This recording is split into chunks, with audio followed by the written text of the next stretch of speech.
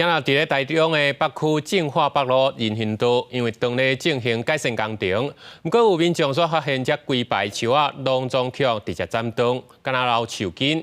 就是解说讲，这43丛树啊是经过专家的评估，因为是无健康才会斩掉，日后卖个种回去。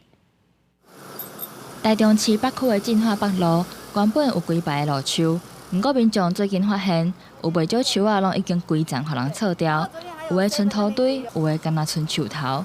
认为市府安尼做伤过粗鲁。然后昨天228他们竟然把那棵树也是砍掉，然后 7那边有一个榕树。小孩子你生他，你就要养他，类似这样子啊，维护他嘛，对不对？原本青亮亮的树啊，就安尼无去啊，民众拢感觉真可惜。原来台中市府最近是要进行正化北路的人行道改善工程，范围是为中清路到中德路的这段。为着工程的需要，才会把无健康的树啊拢总撤掉。确认健康状况不佳而且有安全疑虑的树木，为了避免日后倒伏或者是折干的情形发生，所以来办理移除。市府统计，处理的55丛树啊当中，多数拢是青啊。经过专家确认了提报，才会把无健康的43丛树啊撤掉。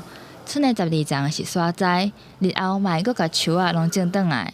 不过，护树团体认为，路树的维护是需要透过长期的经营和管理，才会当避免树啊生害虫。所谓的不当修剪，包括断头式的修剪，其实最大的一个原因就是说它造成了大面积的一个切面，然后伤口不容易愈合。这些树木的伤口不容易愈合，就容易产生这些包括真菌也好或其他的病虫害。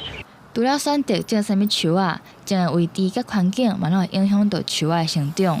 尤其应该避免黑白修剪，才会当降低树啊生害虫的机会，嘛会当省日后保证树啊的相关成本。记者台中报道。